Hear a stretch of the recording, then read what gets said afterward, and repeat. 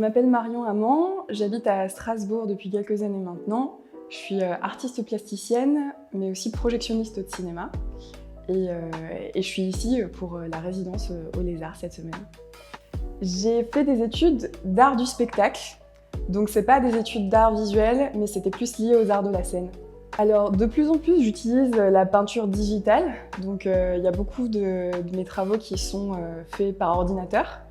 Mais j'ai un attachement particulier à la peinture acrylique parce qu'il y a des couleurs super vives et qu'on a moyen de superposer des couches sans que ça soit trop contraignant, quoi. J'utilise aussi les crayons de couleur et l'aquarelle qui permettent d'obtenir des résultats super différents. Parfois je mixe les techniques aussi. On commence avec de l'aquarelle, on continue avec soit du découpage, soit de l'acrylique. En fait, j'aime bien les contrastes d'une manière générale, donc le fait de mélanger les techniques, ça me permet d'explorer différentes textures, différentes matières, quoi. Où est-ce que je puise mon inspiration?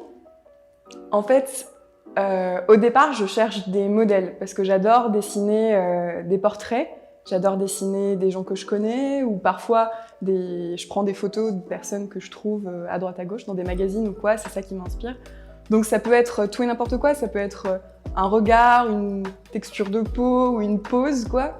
Mais souvent ça part de ça part de quelle photo, quelle pose, quelle partie du corps m'intéresse et qu'est-ce que j'ai envie de mettre en avant chez ce modèle-là, quoi. Ce que je ressens quand je crée, c'est une profonde joie et en même temps un côté un peu rêveur. Il y a un côté un peu poétique, quoi.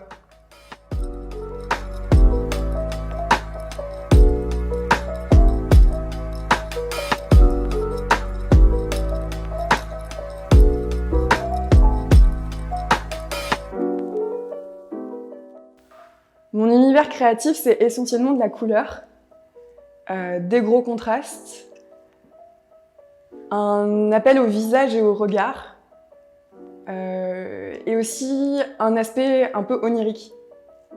En fait, en termes de couleurs, il y a des nuances qui m'appellent et d'autres qui m'appellent pas du tout. Donc je traîne toujours un peu autour des mêmes groupes de couleurs. J'ai des groupes de couleurs chaudes que j'affectionne particulièrement, les jaunes, les oranges, les rouges, etc. Des groupes de couleurs froides que j'affectionne particulièrement, les bleus, les violets. Et ce que j'essaie de faire avec les couleurs, c'est faire se rencontrer toutes ces nuances, comme si elles étaient dans des équipes différentes, en fait. Comme si j'allais piocher à droite et à gauche pour essayer de les faire se rencontrer, quoi. Ce que j'essaie de transmettre, c'est d'abord des émotions, peut-être l'appel à l'imaginaire. C'est ça qui m'intéresse. Il y a certains de mes dessins qui partagent un message féministe. Quand je représente des femmes avec des poils ou l'acceptation de différents types de corps, etc. J'essaye que mes dessins soient assez inclusifs. Et globalement, j'essaie d'appeler une histoire, en fait, que chacun soit libre d'interpréter. S'il y a une lune, deux personnages ensemble, quel est le rapport entre les objets, les symboles, les personnages, tout ça est libre d'interprétation, quoi.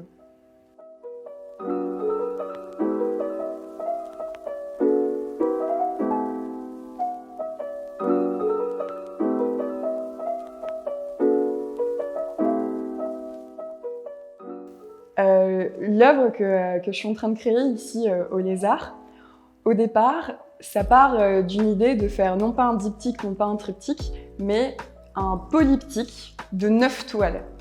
Moi j'adore le format carré, donc j'avais envie de proposer un carré de 9 toiles où cohabitent différents personnages. Donc là il y a 2 humains, 2 animaux.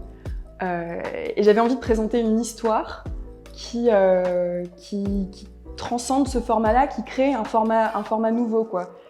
Donc c'est une grande toile, mais surtout composée d'une espèce de mosaïque de plusieurs ambiances, de plusieurs contrastes et de plusieurs intensités de couleurs, en fait.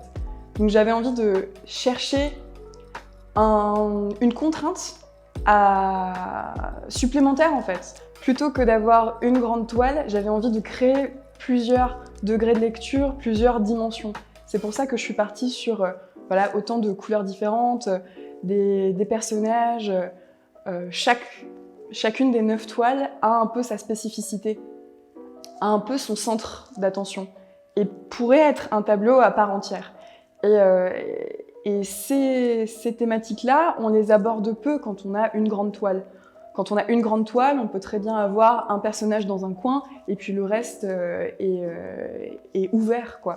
Là, j'avais envie de remplir l'espace et en même temps créer une histoire, quoi.